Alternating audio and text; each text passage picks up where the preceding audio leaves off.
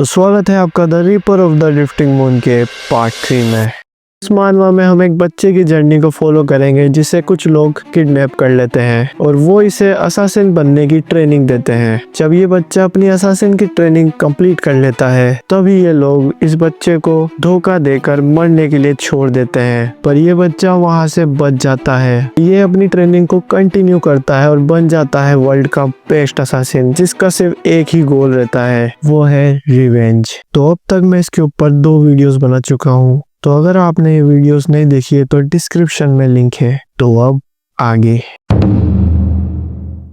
तो चैप्टर के स्टार्ट में हमें एक बच्चा दिखाया जाता है जो कि ब्लू प्लेस क्लैन के बाहर जा रहा होता है हर्ब्स लेने। हर्ब्स यानी जड़ी बूटियां। तभी वहाँ के वॉरियर उस बच्चे को कह रहे होते हैं कि अपना ध्यान रखना, अभी थोड़ा रफ टाइम चल रहा है। तभी वो बच्चा उन गार्ड्स को ठीक है बोल के आगे बढ़ जाता है। बच्चा इधर उधर हर्ब्स देख ही रहा होता है, तभी पेयो उस बच्चे के पैर में चाकू से मारकर उसे इंजर्ड कर देता है। तभी पेयो उस बच्चे से बोलता है, अगर तुम मेरे कुछ सवालों का जवाब दोगे तो मैं तुम्हें छोड़ दूंगा। कुछ हरकत करने की भी मत सोचना, क्योंकि तुम्हारे मुंह से ज्यादा मेरी तलवार चलती है। तभी पेयो उसका नाम, उसका स्टेटस और वू गांग सांग के बारे में पूछता है। तभी बच्चा हैरान होकर पेयो से बोलता है, क्या तुम ऑनरेबल वू गांग सांग के बारे में बोल रहे हो? पेयो सोचता है ऑनरेबल। तभी बच्चा बताता है, ऑनरेबल ब्रदर वू गांग सांग सबसे ताकतवर, मोस्ट टैलेंटेड वॉरियर है ब्लू प्लेस क्लैन के। तभी बच्चा बोलता है, मैंने तुम्हें सब बता दिया है, प्लीज मुझे छोड़ दो। तभी पेयो अपना फेस बदल रहा होता है और पेयो सेम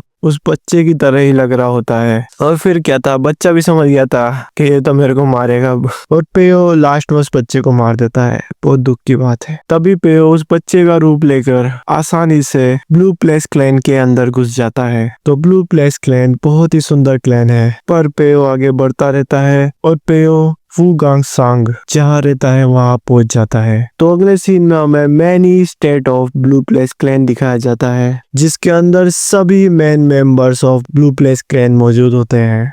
तभी हमें 3 लोग दिखाए जाते हैं, जिनमें से एक होता है ब्लू प्लेस क्लैन लीडर मुरियोंग जिनिन और बाकी बचे 2 होते हैं मुरियोंग जिनिन के ब्रदर्स। तो क्लैन में जब भी कोई एक दूसरे को ब्रदर या सिस्टर बोलता है तो इसका मतलब होता है कि वो एक ही मास्टर के स्टूडेंट हैं। तो ये सभी लोग डिस्कस कर रहे थे कि बाहर के हालात कैसे हैं। वू जिफियोंग हमें बताता है कि हम ज्यादातर असासिन को मार चुके हैं और मुझे तो ये लगता है कि किसी ने हमारे खिलाफ षड्यंत्र रचा है। मैंने अपने पीपल भी भेजे हैं इसके बारे में इन्वेस्टिगेट करने के लिए। तभी मू जियोंग जिनिन बोलता है, कुछ भी हो पर हम इसको बर्दाश्त नहीं करेंगे, क्योंकि उन्होंने हमारे क्लैन पे उंगली उठाई है।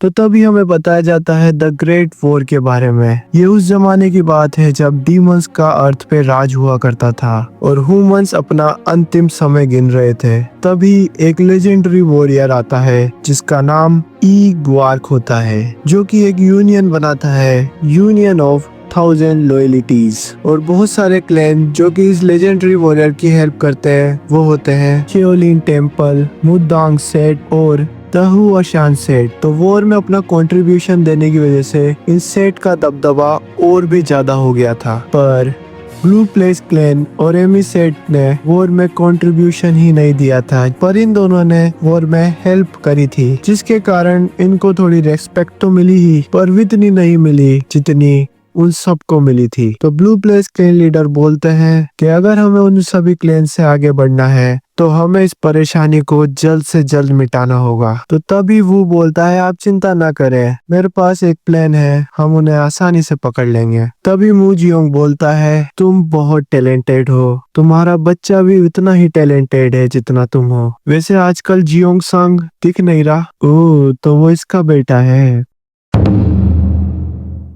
तो चैप्टर के स्टार्ट में हमें वू जियोंग सांग दिखाया जाता है, जो कि अपना ज्यादातर टाइम अकेले आइसोलेशन ट्रेनिंग में बिताता है और बाहर बहुत ही कम दिखाई देता है और क्लैन में सभी उसे जीनियस और टैलेंटेड मानते हैं। क्यों, मैं सही कह रहा हूँ ना? ये सब भी मेरी बात पे एग्री कर रहे हैं। तो तभी सेट लीडर वू से बोलता है, मैंने सुना है कि तुमने एमी सेट के मैरिज प्रपोजल को एक्सेप्ट कर लिया है। हाँ, क्योंकि मुझे लगता है कि एमी सेट से अलायंस रखना इतनी भी बुरी चॉइस नहीं है। मैंने ये भी सुना है कि वो बहुत खूबसूरत और टैलेंटेड है तो ये एक सुटेबल मैच होगा मेरे बेटे के लिए। पर फिर भी मुझे डाउट है गोवा सेते पर, क्योंकि वो बहुत ही चालाक औरत है। तो अगले सीन में हमें पेयो को दिखाया जाता है जो कि उसी ल्यूसेंट मून चेम्बर के बाहर खड़ा होता है, और पेयो को ये जगह उसी अंडरग्राउंड प्लेस की तरह लग रही होती है। तो इस चेम्बर के गेट पर ताला लगा होता है, तो पेयो दीवार कूद के ही जा रहा होता है। तभी पेयो को एक आवाज सुनाई देती है और पेयो ऊपर दीवार पे ही छुप जाता है। तो हमें ब्लू प्लेस के दो गार्ड दिखाए जाते हैं जो कि आपस में बोल रहे होते हैं कि ब्रदर वू एक बार फिर से किसी लड़की को अंदर ले गए हैं। आइसोलेशन ट्रेनिंग तो बहाना है ताकि वो इतने सारी लड़कियों के साथ सो पाए। और वो दूसरा गार्ड उसे चुप करा रहा होता है, वे चुप हो जा। और वो एक गार्ड बोल रहा होता है कि मैं सोच रहा हूँ इस बार कौन सी लड़की है, क्या वो हमारी ब्रांच की पीपल है। और वो दूसरा गार्ड बोल रहा होता है वे चुप हो जा, साले हम मारे जाएंगे।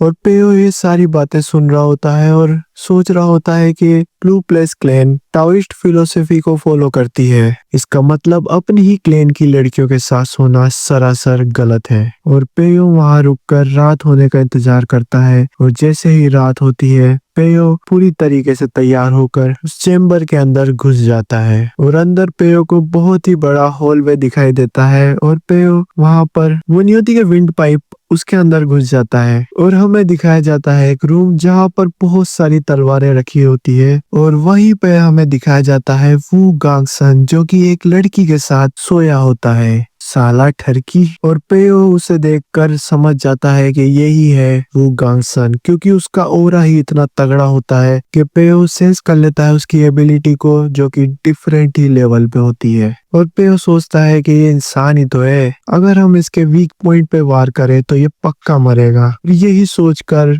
पेयो एक रस्सी को नीचे लाता है, और पेयो ये तो फांसी का फंदा बना रहा है, फांसी लगाना चाह रहा है क्या भाई। और जैसे ही रस्सी वू गांगसन के गले तक पहुंचती है तभी वू गांगसन अपनी आंखें खोल लेता है, और पेयो जल्दी से रस्सी को खींच देता है पूरी दम लगा कर, और वू गांगसन अपने हाथों से उस रस्सी को काट देता है, और दोनों एक दूसरे के आमने सामने खड़े हो जाते हैं। और तभी गांगसन पूछता है कि कौन हो तुम। पेयो इसका जवाब नहीं देके उसके ऊपर अटैक कर देता है, और गांगसन सिर्फ अपनी 2 उंगलियों से पेयो का अटैक ब्लॉक कर देता है और उसे दूर फेंक देता है। और वो फिर अपनी मटेरियल बिग स्वॉर्ड का यूज करके पेयो पर अटैक करता है, पेयो से ब्लॉक कर देता है। और फिर गांगसन जोरदार अटैक लगातार करता ही रहता है। पेयो लगातार उन सभी अटैक को डोज करता है, और तभी पेयो पैर में से चाकू निकालता है और गांगसन पे अटैक करने ही जा रहा होता है, और उसे भी वो 2 उंगलियों से ब्लॉक कर लेता है। और तभी वो गांगसन बोलता है नॉट बैड, तुम बहुत ही अच्छी ट्रिक यूज कर रहे हो, तो अब बता भी दो कि तुम्हें किसने भेजा है।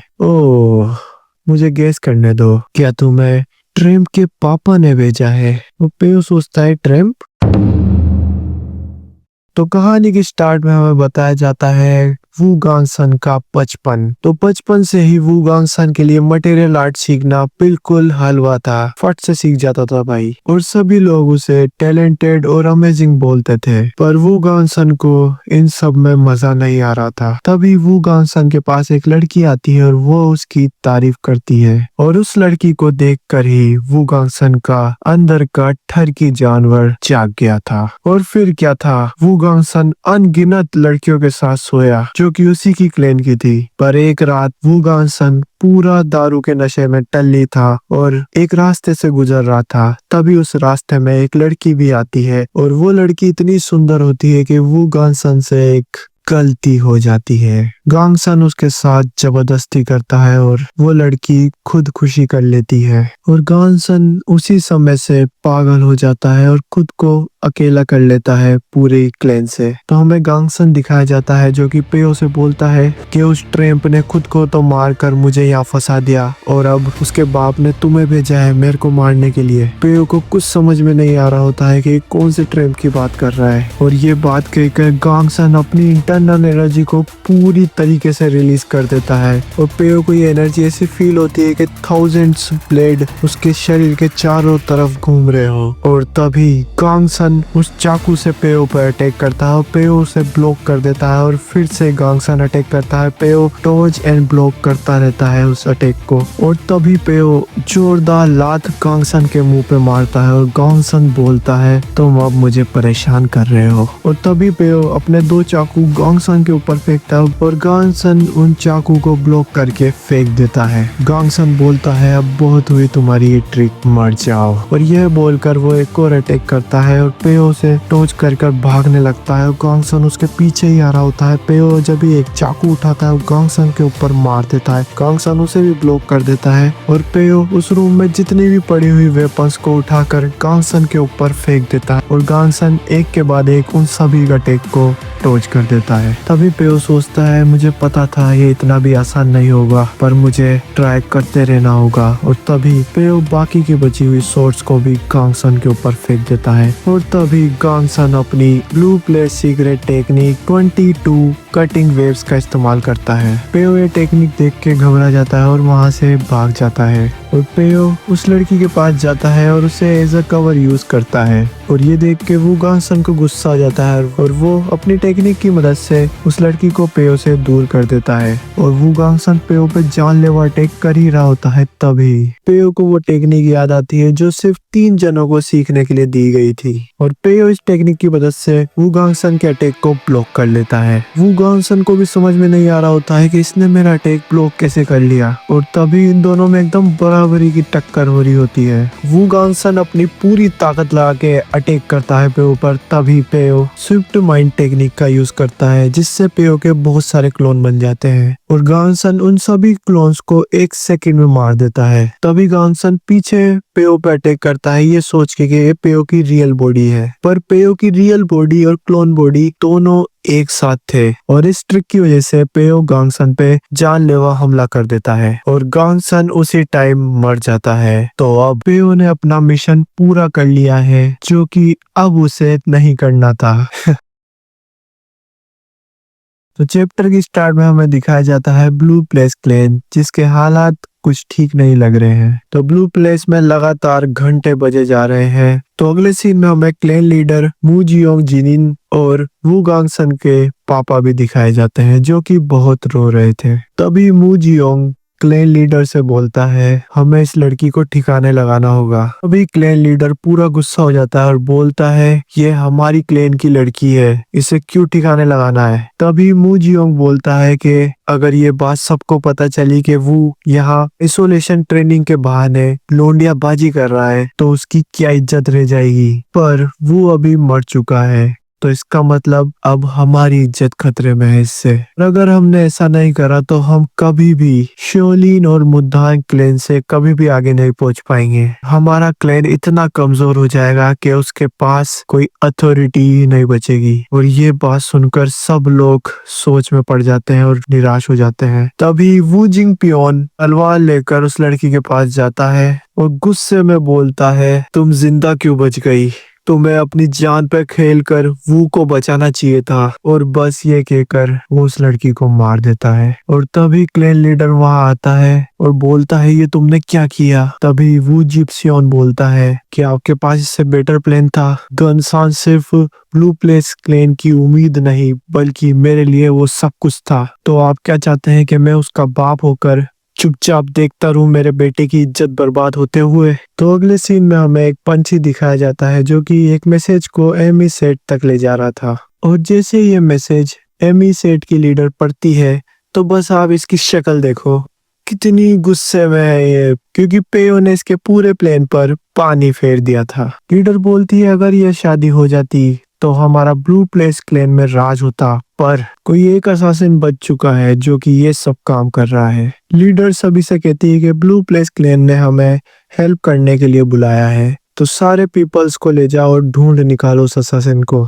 तभी लीडर सियोलान की तरफ देख के बोलती है कि तुम तो बहुत खुश होगी। सियोलान बोलती है कि मैंने अपना हस्बैंड खोया है, मैं कैसे खुश हो सकती हूँ। हस्बैंड? मेरा भी सेम ऐसा ही रिएक्शन था और वो सब चले जाते हैं पेयो को पकड़ने के लिए। तो अगले सीन में हमें बहुत बड़ा फार्म दिखाया जाता है। तभी हमें एक आदमी को दिखाया जाता है जो कि गाने गा रहा था, जिसको आगे जाकर ब्लू प्लेस के गार्ड रोक लेते हैं। और ये गार्ड उस असासिन को पकड़ने के लिए सभी लोगों की चेकिंग कर रहे होते हैं और ये गार्ड उस आदमी की भी चेकिंग कर रहे होते हैं, पर इन्हें कुछ खास पता नहीं चलता है तो वो उसे जाने देते हैं। पर जैसे ही वो आदमी उस मेन गार्ड के सामने से गुजर रहा होता है, तभी वो मेन गार्ड उस आदमी को बोलता है रुक जाओ। तो तभी वो मेन गार्ड बोलता है अगर तुम काम करके आ रहे हो तो तुम्हारा चाकू कवर होना चाहिए था ग्रास और मिट्टी से, पर वो एकदम क्लीन है। तभी मेन गार्ड को उस आदमी पे बहुत शक होता है और तभी वो मेन गार्ड एक सिग्नल हवा में छोड़ता है और गार्ड्स बुलाने के लिए।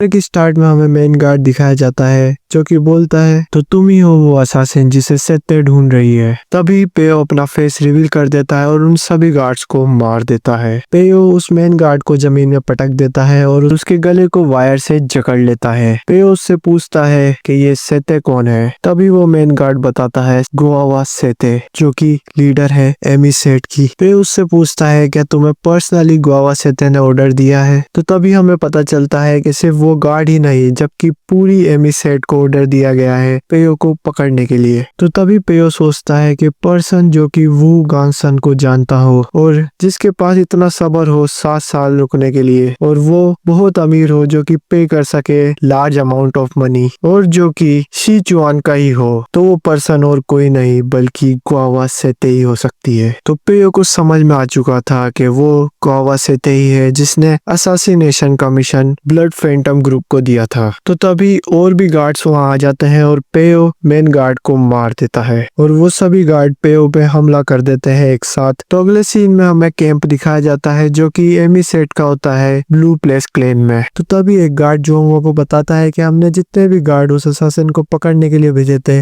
वो सब मारे जा चुके हैं। तभी जियोंगवा परेशान होकर बोलती है कि जितने भी सोल्जर है उन सभी को उस असासिन को पकड़ने के लिए भेज दो। तभी वहां सियोलान आ जाती है और वो बोलती है कि हम इस तरह उस असासिन को नहीं पकड़ पाएंगे। वो असासिन अब तक हमारे इतने सोल्जर्स को मार चुका है, तो वो कोई मामूली असासिन नहीं है। हमें थोड़ा इंतजार करना पड़ेगा क्योंकि वो असासिन अब तक इतने जनों को मार चुका है, तो वो काफी थक गया होगा। अब उसको एक ऐसी जगह चाहिए जहाँ पर वो अपने आप को सेफ फील कर सके, और जहाँ तक मुझे लगता है कि वो प्लेस वो होगी जहाँ पर उसने इतने सालों तक रहकर अपनी ट्रेनिंग कंप्लीट करी है, और मुझे लगता है कि वो जगह पेडेंग माउंटेन के अंदर ही होगी। जियोंगवा भी हैरान हो जाती है कि कितनी समझदार है ये, और सेक्सी भी तो है। तभी जियोंगवा बोलती है कि हम पेडेंग के लिए रवाना हो रहे हैं और वहां पर हम उस असासिन का वेट करेंगे। सारे गार्ड बोलते हैं यस मैम। तो चैप्टर के स्टार्ट में हमें एक जंगल दिखाया जाता है और ब्लू प्लेस के सोल्जर दिखाया जाता है जो कि घोड़े से पेयो का पीछा कर रहे होते हैं। पेयो पूरी जान लगाकर वहां से भाग रहा होता है और पेयो उसी पेडेंग रीजन में होता है जहां पर सियोलान ने पूरी प्रिपरेशन कर रखी थी। पेयो भाग ही रहा होता है, तभी पेयो को कुछ गड़बड़ लगती है और पेयो पीछे देखता है तो पेयो के ऊपर एक मटेरियल स्ट्राइक आ जाती है, और वो स्ट्राइक इतनी बड़ी होती है कि आप देख ही सकते हो उसने क्या हाल करा है। और वो स्ट्राइक मारने वाला और कोई नहीं बल्कि मुरियोंग होता है, और ये बहुत ताकतवर है, सही बता रहा हूँ मैं। और हमें जियोंगवा भी दिखाई जाती है जो कि ऊपर हवा में उड़ रही होती है, और ऊपर होते हुए जियोंगवा पेयो को देख लेती है कि वो स्ट्राइक से बच चुका है, और ये देख के जियोंगवा भी गुस्से में पेयो पर स्ट्राइक मार देती है। और जियोंगवा सबसे कहती है उसे ढूंढो, चप्पा चप्पा छान मारो। तो पेयो को ढूंढते ढूंढते वो सारे सोल्जर एक गुफा तक पहुंच चुके थे जहाँ पर जियोंगवा भी पहुंच चुकी थी, और वो कहती है कि हमें उसे पहले मारना होगा। तो उस गुफा में एक एक करके सारे सोल्जर नीचे उतर रहे होते हैं, और जैसे ही मुरियोंग वहां नीचे उतरता है तो वो हैरान हो जाता है इतनी बड़ी गुफा देखकर जहां पर ब्लू प्लेस क्लेन की बिल्डिंग होती है जो कि एकदम सेम दिखती है। तो तभी हमें एक गार्ड दिखाया जाता है जिसे बहुत गुस्सा आता है कि उनकी हिम्मत भी कैसे हुई हमारे क्लेन की रेप्लिका कॉपी बनाने की। मास्टर, हमें कुछ ना कुछ करना होगा। और सभी मुरियोंग से बोलते हैं बिना होलसम अमाउंट के इतनी बड़ी जगह बनाना पॉसिबल ही नहीं नहीं है तो कोई ना कोई तो है जो ये काम कर रहा है और हमें उसे पकड़कर मारना होगा। तो तभी मुरियोंग हंसने लगता है। पागल हो गया कि वो बहुत तेज हंसता है भाई और बोलता है पर सबसे पहले हमें उस असासिन को ढूंढना है, समझे? तो पकड़ो उसे जिंदा। और सभी लोग उस असासिन को ढूंढने निकल जाते हैं। जियोंगवा मुरियोंग से कहती है मैं भी अपना पीपल लेके उसे ढूंढती हूँ। मुरियोंग बोलता है तुम्हें उसे जिंदा पकड़ना है, अगर वो असासिन मर गया तो मैं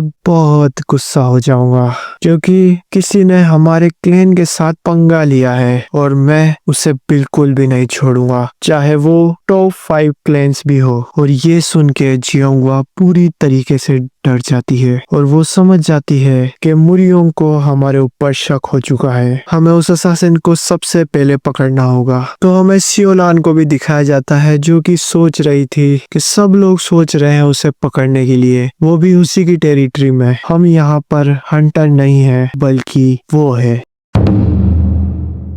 तो अगले सीन में हमें मुरियोंग को दिखाया जाता है जो कि एक बहुत बड़ी जगह ढूंढ लेता है और ये वही जगह रहती है जहाँ पर फर्स्ट स्वॉर्ड रहता था। तो मुरियोंग वहाँ अंदर जाता है और अंदर जाकर उसे एक रूम मिलता है और वो उस रूम को खोलकर वहाँ की तलाशी लेता है। तो तलाशी लेते हुए मुरियोंग को एक हिडन वॉल दिखाई देती है जहाँ पर उसे वही गोल्डन स्क्रोल मिलता है और मुरियोंग जैसे ही उस स्क्रोल को खोलता है तो वो हैरान हो जाता है क्योंकि उसमें वही मिशन की सारी डिटेल होती है। और मुरियोंग को ये पढ़ते हुए इतना गुस्सा आता है कि वो गुस्से में बोलता है इनकी हिम्मत भी कैसे हुई हमारे फ्यूचर को डिस्ट्रॉय करने की, वो भी सिर्फ 5000 गोल्ड कॉइन के लिए। कुछ भी हो जाए मैं इन्हें नहीं छोड़ूंगा। तो मुरियोंग की इंटरनल एनर्जी के कारण वहाँ की एक दीवार टूट जाती है और मुरियोंग जब देखता है तो वहाँ एक सीक्रेट रूम होता है जिसके नीचे बहुत सारे सांप होते हैं और वहाँ पर मुरियोंग को एक बुक मिलती है जो कि होती है द 9 Evils। चैप्टर की स्टार्ट में हमें उस बुक के बारे में बताया जाता है जो कि होती है द 9 Evils क्लैन की, जो कि वॉर के बाद डिसअपियर हो गया था और ये काफी पुरानी लेजेंड बुक होती है। तो अगले सीन में हमें ब्लू प्लेस सोल्जर दिखाए जाते हैं जो कि पेयो को ढूंढ रहे होते हैं और वहाँ काफी अंधेरा होता है। तभी एक गार्ड अपनी गैंग से थोड़ा पीछे हो जाता है और पेयो वही होकर इसका फायदा उठाता है और उस पर अटैक कर देता है। तो पेयो अपनी वायर मटेरियल टेक्निक से उसके गले को जकड़ लेता है और उसे मार देता है और इसके बाद पेयो एक के बाद एक उन सभी सोल्जर को मार देता है। तो अगले सीन में हमें चियोंग मियोंग दिखाया जाता है। सही में इसका यही नाम है। चियोंग मियोंग सोचता है कि हम उसकी टेरिटरी में है जिसका कंट्रोल उसके पास है, तो ये हमारे लिए इतना आसान नहीं होगा और मुझे किसी भी हालत में उसे कैप्चर करना होगा और अगर मैं उसे कैप्चर कर लेता हूँ तो मेरी अथॉरिटी ब्लू प्लेस में बढ़ जाएगी। तो तभी चियोंग मियोंग सभी गार्ड से बोलता है अगर तुमने इतनी सी भी वीकनेस दिखाई तो वो असासिन तुम्हारा फायदा उठा लेगा, हमें उसे एक भी अपॉर्चुनिटी नहीं देनी है। और चियोंग मियोंग पूरे कॉन्फिडेंस से आगे बढ़ रहा होता है तभी उसका पैर गलती से ट्रैप में फंस जाता है और वो सभी से भागने के लिए कहता है और हमें दिखाया जाता है कि वहाँ पर तीरों की बरसात हो रही थी ब्लू प्लेस सोल्जर्स पे और चियोंग मियोंग अपने आप को उन सभी तीर से डिफेंड कर लेता है और इन तीरों की वजह से वहाँ के ज्यादातर सोल्जर घायल हो चुके थे और चियोंग मियोंग को कुछ समझ में नहीं आ रहा था कि ये क्या हो रहा है। और हमें पेयो को दिखाया जाता है जो कि वहाँ ऊपर से सबको देख रहा था। तो चैप्टर की स्टार्ट में हमें दिखाया जाता है एमी सेट के सोल्जर को जो कि एक के बाद एक मर रहे थे और सोल्जर इतने घबराए हुए थे कि वो रोने भी लगे थे। तो तभी वहाँ जियोंगवा आती है और उन सभी को सहानुभूति देती है और सभी से कहती है एक साथ रहो, घबराने की जरूरत नहीं है। वो असासिन घायल है, वो ज्यादा देर तक टिक नहीं पाएगा, टाइम के साथ साथ वो भी कमजोर होता रहेगा। और तभी हमें पेयो को दिखाया जाता है जो कि वह जियोंगवा पे अटैक कर देता है और जियोंगवा भी कोई कच्ची गोटी नहीं थी, वो उसे सेंस कर लेती है और वो पेयो पर स्ट्राइक मार ही रही होती है। तभी पेयो अपनी स्ट्रिंग टेक्निक की मदद से उसकी स्ट्राइक को डिफ्लेक्ट कर देता है और पेयो अटैक करके जियोंगवा की आंखें फोड़ देता है और जियोंगवा पूरे गुस्से में पेयो को देख रही होती है। तभी पेयो बोलता है बहुत बढ़िया और हमें दिखाया जाता है सियोलान को जिसने पेयो को पकड़ लिया था।